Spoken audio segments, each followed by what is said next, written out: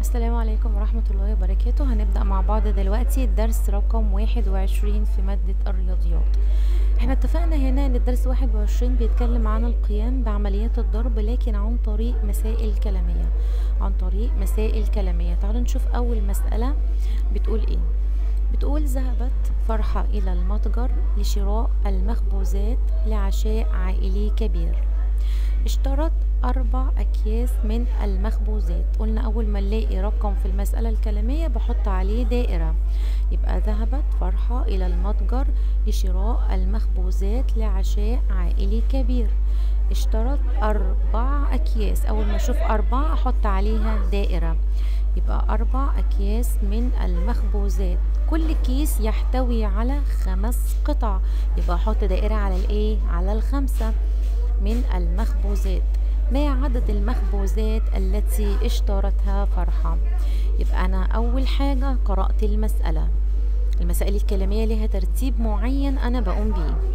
أول حاجة قراءة المسألة، تاني حاجة بحط دائرة على الأرقام الموجودة في المسألة، وبعدين بفهمها.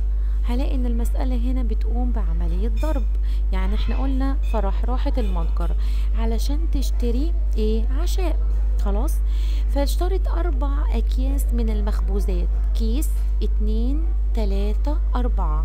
طب في كل كيس 5 قطع من المخبوزات، فانا عاوز اعرف بقى هي اشترت كله على بعضه عدد المخبوزات قد ايه.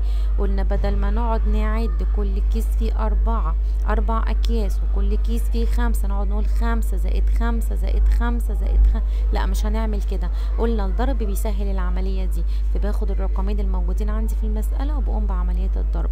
أقول 4 في 5 بتساوي، هتلاقي 20 قطعة. تمام. نشوف المسألة رقم 2. رأت سميرة 6 سيارات في طريق عودتها إلى المنزل. أحط دائرة على رقم 6. إذا كانت كل سيارة بها 4 عجلات، فما إجمالي عدد العجلات التي رأتها؟ قلناها أنا عندي 6 وعندي 4. هل أقعد أحط 6 سيارات وأعد السيارة الأولى لها 4 عجلات والسيارة التانية لها 4 عجلات، يبقى 4 زائد 4 تديني 8 لا، قلنا كل ده كده هنتلخبط وهتبقى العملية صعبة، لكن قلنا بنقوم بعملية الضرب. رأت سميرة 6 سيارات، تمام، كل سيارة ليها 4 عجلات، فأنا عاوزة أعرف إجمالي عدد العجلات الموجودة في ال6 سيارات. قلنا بنحط دائرة على الأرقام الموجودة وبعدين نقوم بعملية الضرب. هتقول 6 في 4. طب أنا لسه جدول 6 مش متقنه قوي، مش حافظه قوي، لكن أنا حافظ جدول 4. ينفع يا مس منى بدل ما أقول 6 في 4 أقول 4 في 6؟ أنت اللي هتجاوب على السؤال ده. 6 في 4 بتساوي 4 في 6. ليه؟ قلنا لأن الضرب عملية إبدالية، يعني 6 في 4 هي 4 في 6 بتساوي 24 عجلة.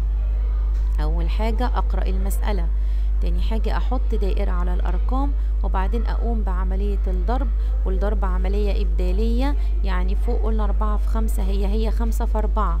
6 في 4 لو مش حافظ جدول 6 هي 4 في 6. تمام. نشوف المسألة الثالثة. اشترت منال 6 أكياس من البسكويت لتأخذها إلى المدرسة.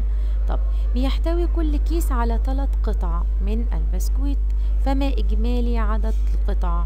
قلنا هنا هنعمل ايه؟ نحط دائرة، يبقى اشترت منال 6 أكياس. شفت رقم 6 حط دائرة على رقم 6. طيب أنا عايزة أعرف بقى ال6 أكياس دول اللي خدتهم المدرسة كل كيس بيحتوي على كام؟ قلنا على 3 قطع، يبقى هقوم بعملية الضرب.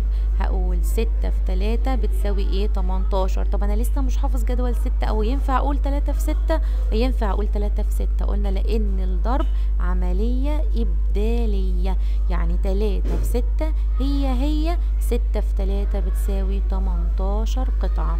يبقى المسائل الكلامية أول حاجة بقرأ المسألة، تاني حاجة بحط دائرة على الأرقام الموجودة، تالت حاجة بقوم بإجراء عملية الضرب. كده خلص الدرس رقم 21.